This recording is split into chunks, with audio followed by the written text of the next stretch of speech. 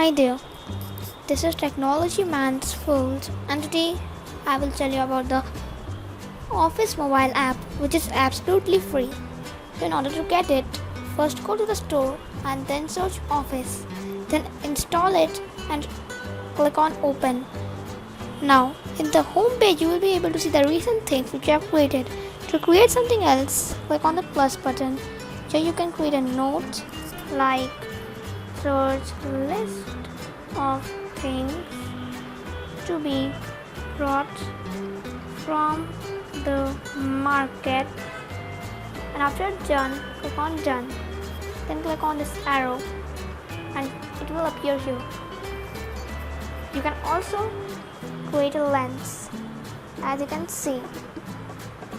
Now you can also create a document, a Word, Excel or PowerPoint by the following options. So hope you like the Office mobile app.